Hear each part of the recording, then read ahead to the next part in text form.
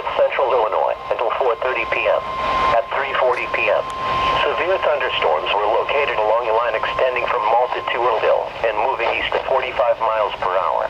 Hazard, 60 miles per hour wind gusts and quarter-size hail. Source, radar indicated. Impact, hail damage to vehicles is expected. Expect wind damage to roofs, siding and trees. Locations impacted include Chabonneau, Sandwich, Little Rock, Plano, Yorkville, Leland, Waterman, Sheridan, Saumonac, Hinckley, Maple Park,